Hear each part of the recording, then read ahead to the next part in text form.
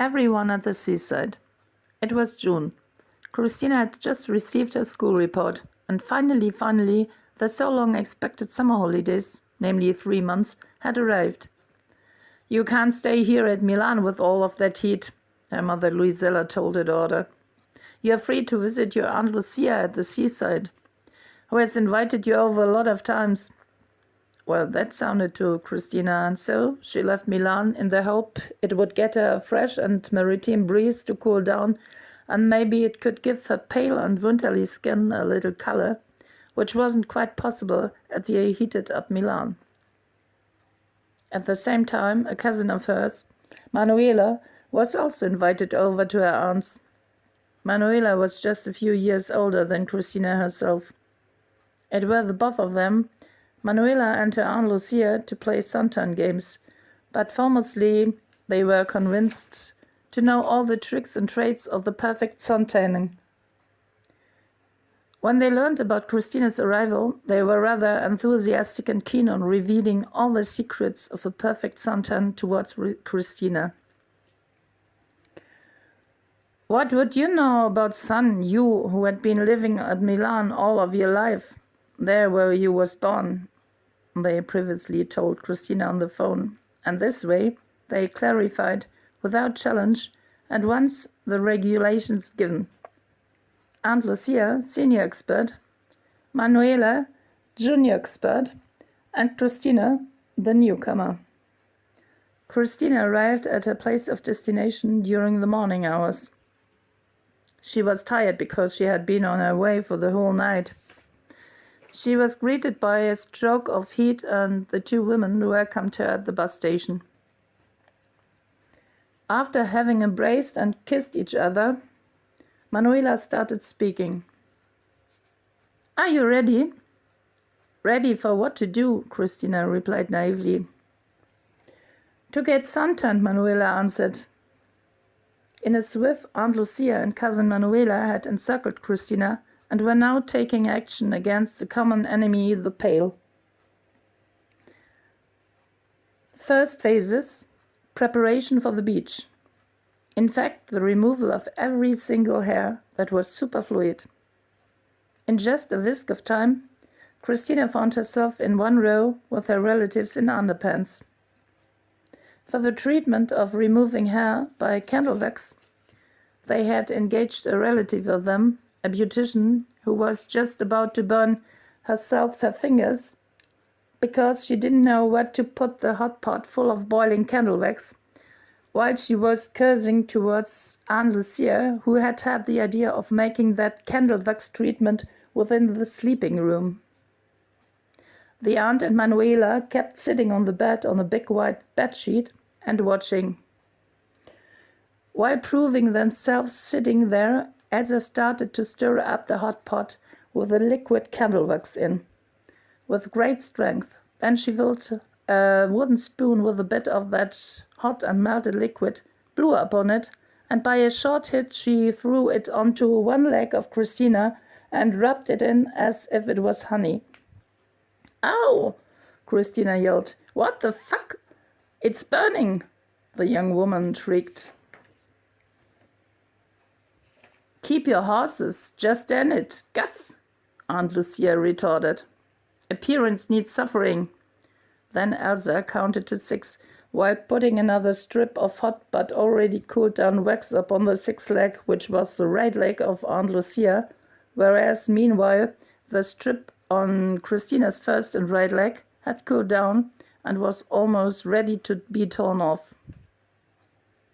With a majestic celebration, Elsa slightly rose an angle of the stripe, which was cold enough now, and so Elsa ripped it off Christina's legs by a concise movement, dry and determined.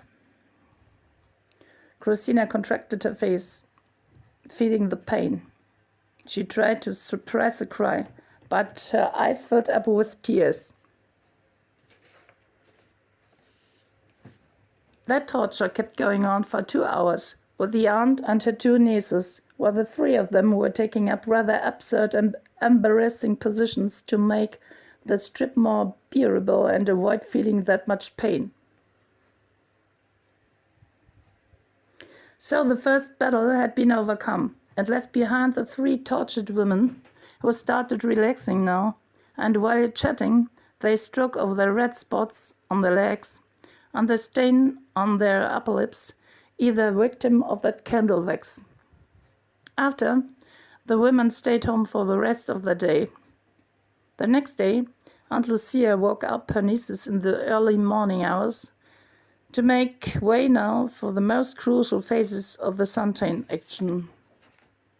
The phases which would last on until the end of the vacation and was divided into 2 parts.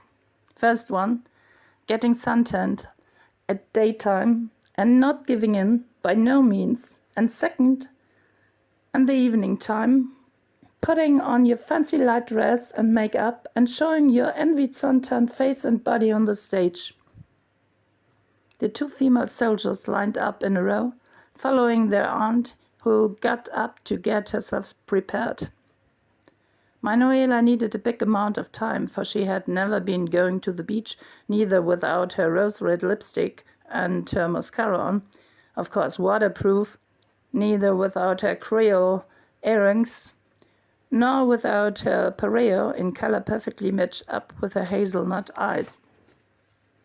Leaving the house in Gieslein around 1:30, Christina with her ponytail, the cayenne of Manuela on her eyes, and the parasol in her right hand, a cozy folding chair in her left, and Aunt Lucia, another chair and an air mattress, and Manuela with the towels and the food in her super bag. Arriving on the beach, Christina almost immediately had the impression of getting something wrong. Where was the so much desired for cold and relaxation? She had thought to find it here, that recovery, which she was so urgently in need of. Very soon she found herself on a battlefield between hostile, heaped-up parasols and masses of bodies. However, Aunt Lucia, as if things been as usual, was crossing that battlefield uninhibitedly, as if a veteran on his warpath. To reach her favorite place in the sun she was aiming at, they had to protect themselves against the balls of kids playing soccer while thinking to be men, against old geezers with their sweatbands on their heads, which had suddenly turned into kids again.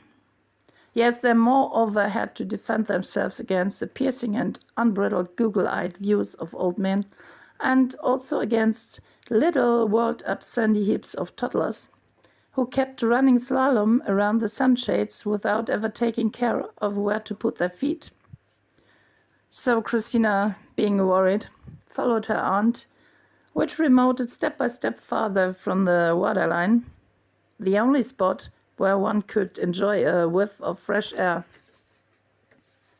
Instead, the 2 women in front of her were marching right on towards a destination in the full burning sun, which was definitely the only spot on the beach where absolutely no fresh air was going, and where the fresh scent of the sea was never to be smelled, but replaced by the stench of sweat and the odor of coconut and almonds, mixed up with the smell of suntanning oil. Immediately, Christina wished to return to Milan. "Here we are," Aunt Lucia suddenly shouted triumphantly, right next to the changing rooms, the hottest zone on all the beach, where really not a single breeze of air was blowing. "But I can't breathe here," Christina insisted timidly. "A sun that doesn't burn doesn't turn at all," so the speech of expert Aunt Lucia, one voice with expert Manuela. They stretched out on 3 bathing towels, one beside another. Aunt Lucia and Manuela applied the suntan oil, and by exception, Christina was given permission to use a sun protective mean. The parasol, of course, wasn't allowed to become unfolded. "What are you doing?" Manuela asked Christina with an undertone of reproach. "You're getting up?" she said when she watched Christina furtively making an attempt of moving. Yes, you are right. I intend to take a bath, Christina replied. Oh, you must be mad, Manuela stated. We've just arrived and you first of all have to warm up your skin before taking a bath. Just arrived meant in Manuela's imagination staying about 40 minutes in the pungent sun, like the Spears, ordered by Aunt Lucia, while changing from one's back to one's belly, and vice versa, taking turns. Oh, Christy, are you still alive? Lucia asked Christina at 12 o'clock. After the failed attempt of Christina to escape towards the water, she had stretched out on the camp bed and kept silent since then. I don't know, Christina reciprocated. So let's go for a little bath, she said. Maybe it was just because of a sensation of responsibility towards the aunt's younger niece. This could even be taken literally, that term, which meant just as much as making themselves wet, because neither Aunt Lucia nor Manuela knew how to swim, so they were only standing at the shallow waterline of the sea for a few minutes, making some exercises against cellulitis on the hips, whereupon they straightaway returned towards their place of roasting again. A few days on, Aunt Lucia came to know that beer would have a sun-tanning impact onto the skin. For that goal, you don't have to drink the beer, but instead you must spread it onto your back. This was the moment when the third phases of the suntan action and the vacation program had begun. What meant again that from now on they had to organize at least 3 bottles of beer each day. And day after day, the skin of the female soldiers tended towards almost every shade of color, from white to red, then to fire red, to violet, and finally they turned brown. And the goal had been achieved. The only disadvantage was that with all of that beer spread on their skin, some stench had come into being that reminded Christina of the smell of Oktoberfest in Munich. After 1 week, Christina was completely suntanned, yes, however, she couldn't do so any longer. For 26 days, she hadn't been missing any of those dangerous sun rays from 11 a.m. to 5 p.m. From the beach, she returned to her aunt's to make herself a mask of watermelon, then laying it on to her face as Manuela advised her, because it would be great to hydrate the skin again. Afterward, they redressed and prepared for the evening stage. Now, you mustn't take another shower, Manuela swore to Christina. You're completely rinsing off your suntan. It was the 7th day of the suntan treatment when Manuela watched Christina going to the bathroom with her bathing towel for the 2nd time, undertaking the desperate try of freeing herself from the disgusting stench of beer. And now it will do, Christina thought by herself, and this was the decisive moment of truth. She absolutely had to appropriate herself of her own life again, so she went into the bathroom, took a shower, and committed the sully delict of non-obedience. The very next day, Christina told her relatives she had received a phone call which would force her to return home again. So she packed her things and went back into her heated up but also fresh Milan.